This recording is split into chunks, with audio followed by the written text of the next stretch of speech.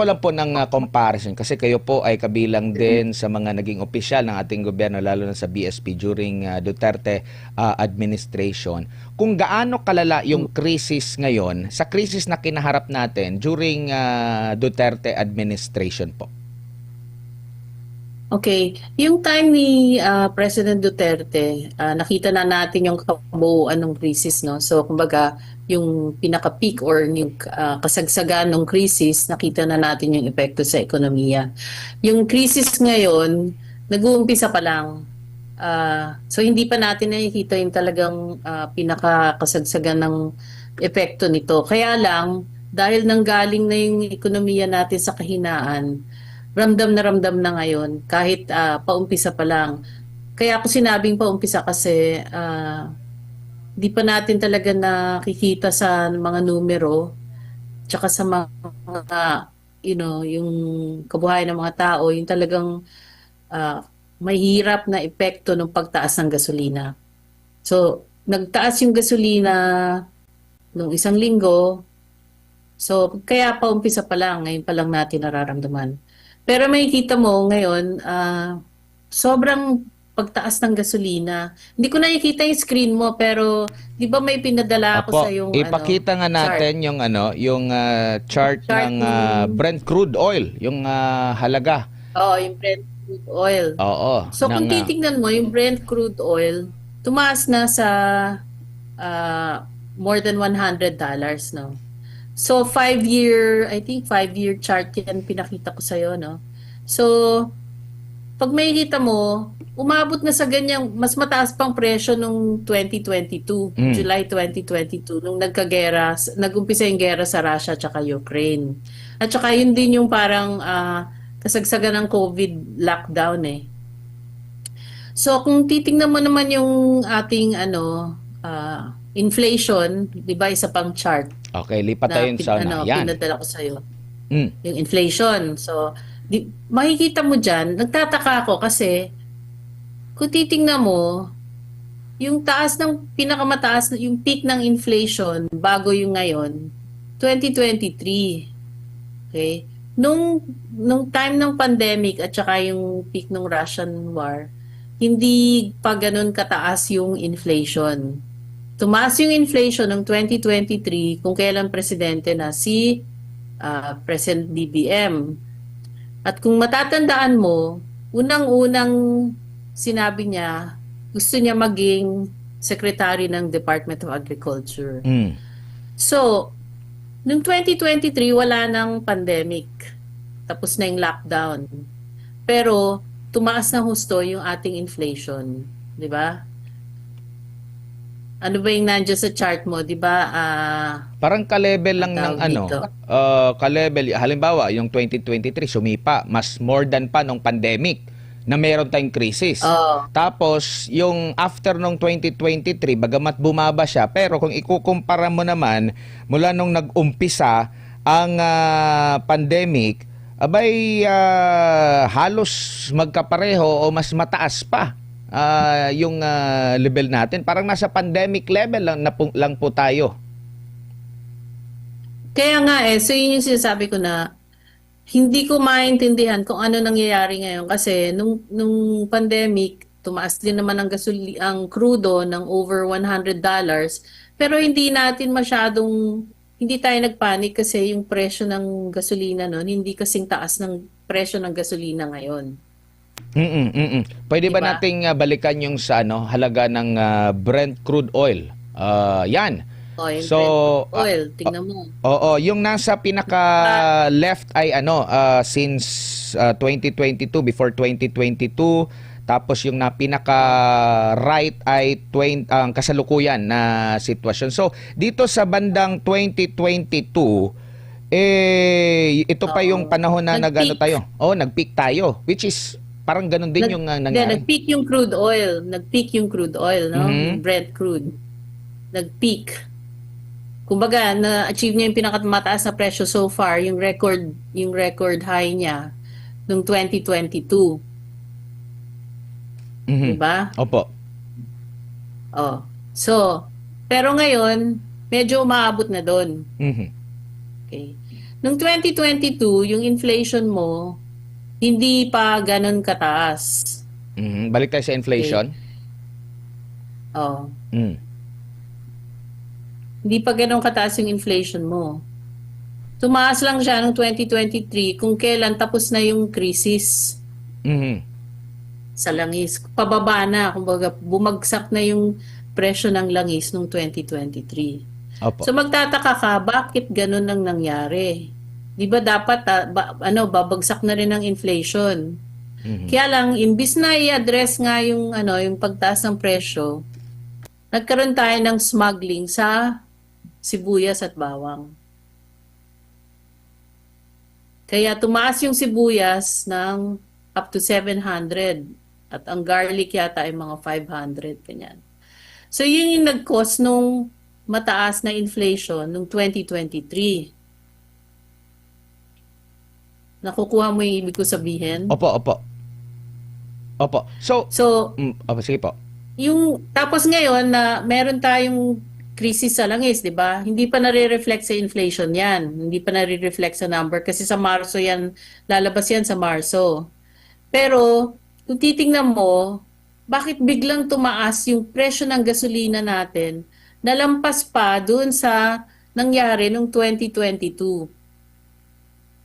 Oo Noong nga. 2022, hindi naman umakyat ang gasolina at saka diesel ng ganito kataas, hindi ba? Mhm. Pero sa nakikita So, niyo ibig po, sabihin, ma'am, merong, opo, sa oh, nakikita niyo po, ano yung maaring dahilan? May mismanagement na nangyari? May pananamantala na nangyari? Ano po yung mga possible na mga senaryo? mahirap. Oh, well, definitely may mismanagement, no? Kasi, bakit biglang tumaas at saka old inventory pa yung hawak ng mga private companies na langis eh. Hindi naman, kumbaga, hindi pa naman nare-replenish yan ng mataas na presyo. Mm. Tapos siguro mahina ang price monitoring at saka walang enforcement yung price controls nila, 'di ba? So definitely there's mismanagement kasi naunahan mga ng mga ang tawag dito, gas stations yung pagtaas eh. Mm.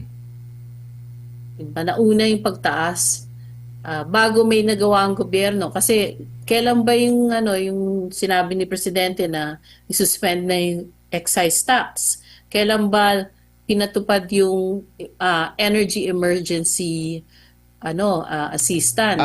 Ang sinasabi nila sa Last week, kalagitnaan pa nga ng Abril mag-take effect after 15 days pa ng publication. o yun nga, so matagal, 'di ba? Kumbaga nag-react lang sila talaga, walang foresight. Mm. Ganyan.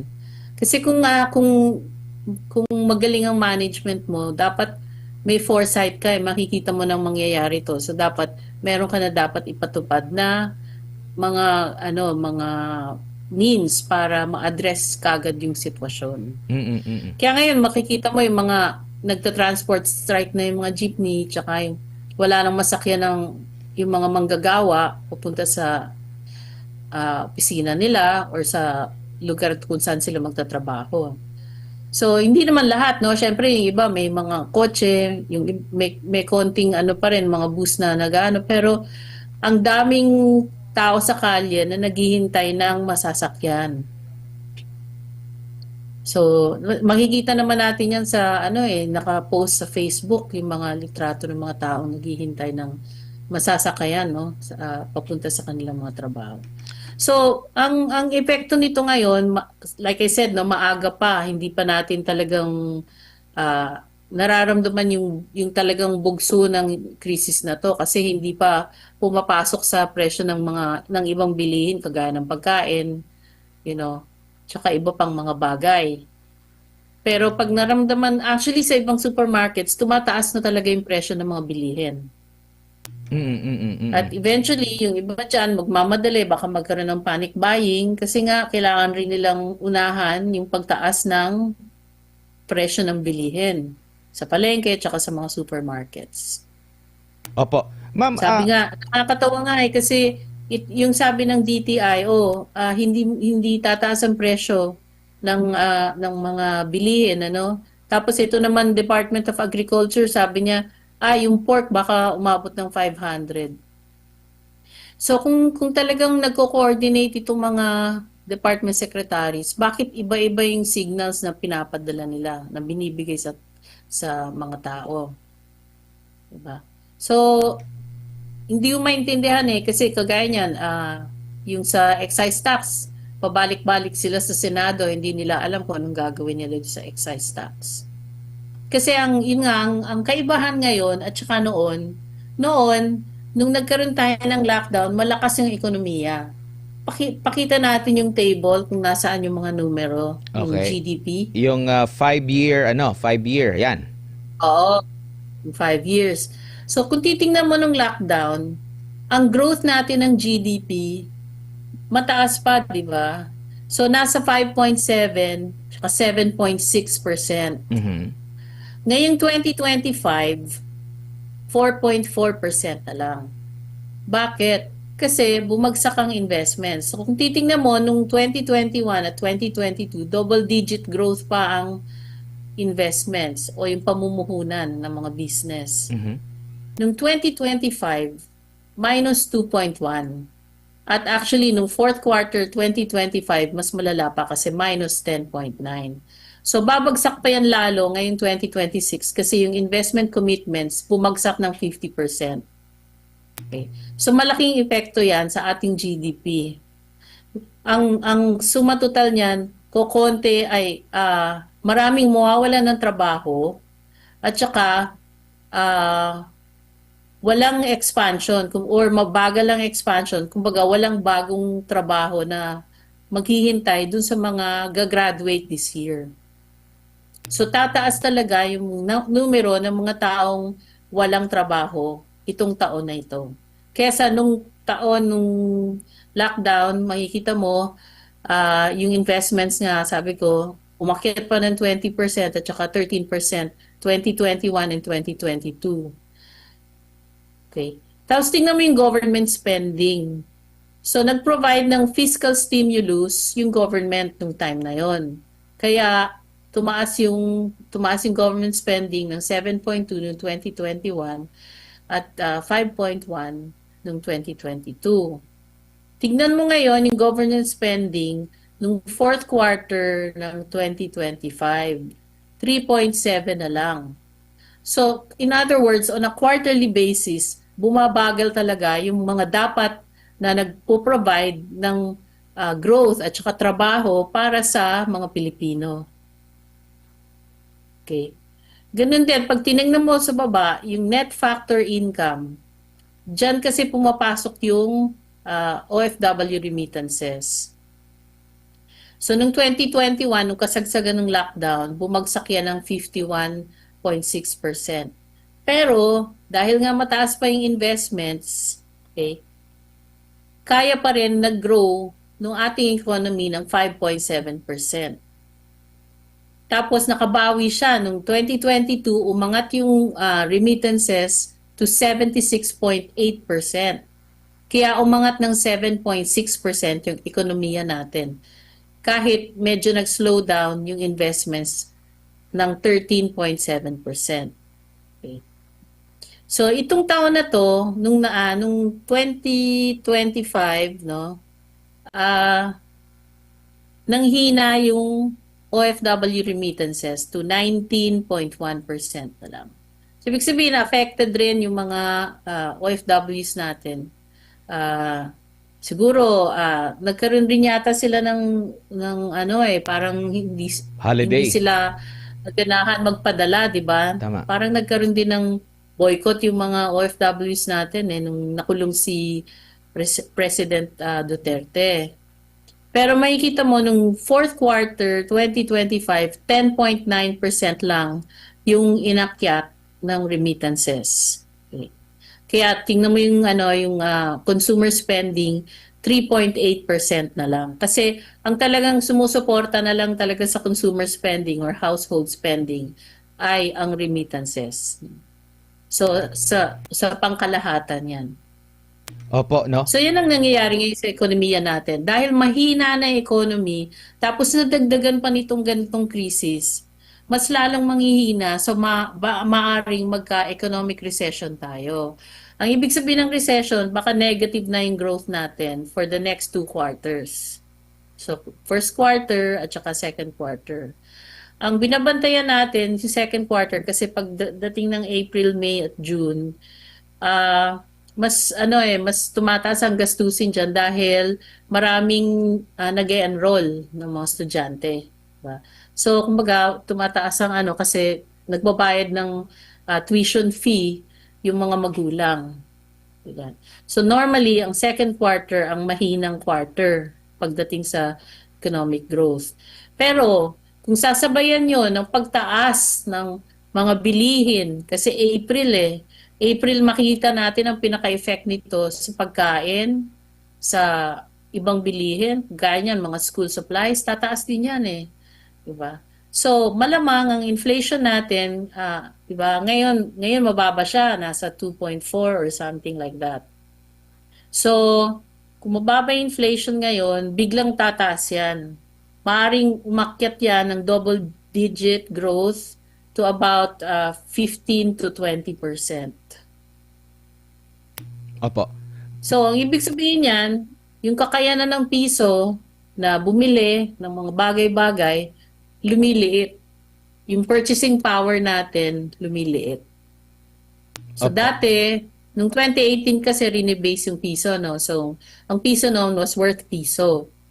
Last year, 2025, 76 centavos na lang yung value ng piso natin.